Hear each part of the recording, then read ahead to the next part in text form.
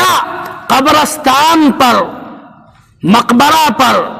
قرآن پڑھنا یا سورہ فاتحہ یا اور دوسری سورہ پڑھنا جائز ہے یا نہیں جائز ہے؟ یہ اس کے اوپر اللہ کے نبی جناب محمد الرسول اللہ صلی اللہ علیہ وسلم، ہمیں کیا، ایک مسلمان کو کیا ہونا چاہیے؟ اللہ کے نبی نے فرمایا ترکت فیکم امرین لن تضلوا ما تمسکتم بہما کتاب اللہ و سنتی، میں تمہارے درمیان دو چیزیں چھوڑ کر کے جا رہا ہوں، وہ اللہ کی کتاب اور اپنی سنت میں طریقہ چھوڑ کر کے جا رہا ہوں، ان کو جب تک میری امت مضبوطی سے پکڑے رہے گی گمراہ نہیں ہوگی۔ جیسے ہی اس کے اندر اپنا دماغ چلایا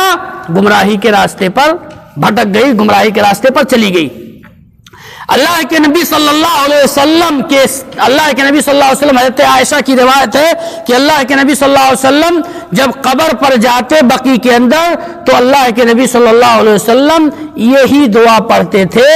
جو میں نے آپ کو ابھی بتایا، یہی سلام کرتے تھے۔ کہیں بھی اللہ کے نبی کی ایک بھی ایسی حدیث نہیں ملتی کہ اللہ کے نبی صلی اللہ علیہ وسلم قبرستان پر گئے ہوں اور سورہ فاتحہ یا دوسری سورہ کی وہاں تلاوت کیے ہوں۔ تو جب اگر یہ اور صحابہ کرام میں سے اللہ کے نبی کے دنیا سے چلے جانے کے بعد صحابہ کرام ابو بکر، عمر، عثمان، علی، طلحہ، زبیر، جتنے بھی صحابہ تھے، کسی ایک صحابی نے جا کر کے قرآن خوانی یا سورہ فاتحہ جا کر کے کیا نام قبر پر جا کر کے نہیں پڑھا، بلکہ اللہ کے نبی صلی اللہ علیہ وسلم نے جب قبر پر جانے کی اجازت دے دی تو اللہ کے نبی نے اس کے ساتھ ساتھ یہ دعا بھی سکھایا جو میں نے ابھی آپ کے سامنے پڑھی ہے، السلام علیکم دار قومی من المؤمنین والمسلمین انشاءاللہ بکم لاحقون نسأل اللہ لنا ولکم العافیہ۔ یہ نبی صلی اللہ علیہ وسلم کی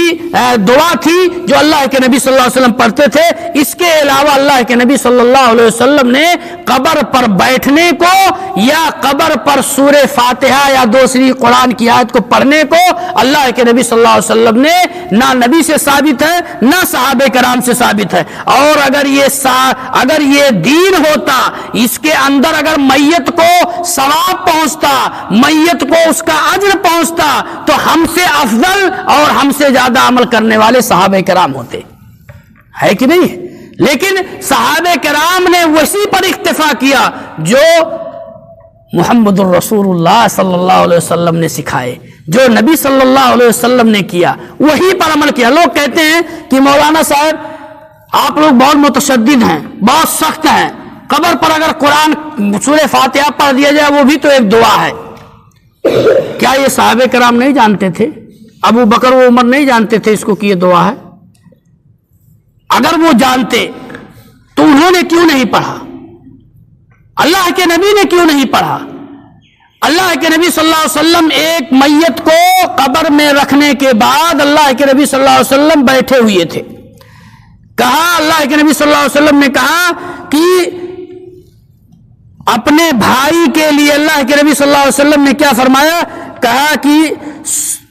اپنے بھائی کے لیے تم دعا کرو ثبات قدمی کا،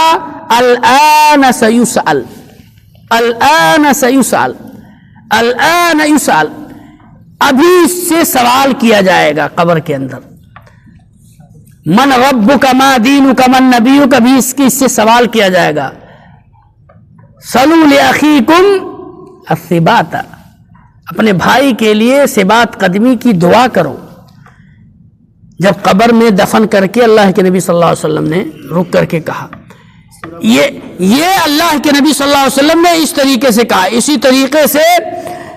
اللہ کے نبی صلی اللہ علیہ وسلم نے قبر پر بیٹھنے کے لیے منع فرمایا ہے، لا تصلوا الى القبور ولا تجلسوا علیہا، ولا تجلسوا علیہا، بخاری مسلم کی روایت ہے، صحیح مسلم کے اندر، ولا تجلسوا علیہا، قبر پر جا کر کے بیٹھا نہ کرو۔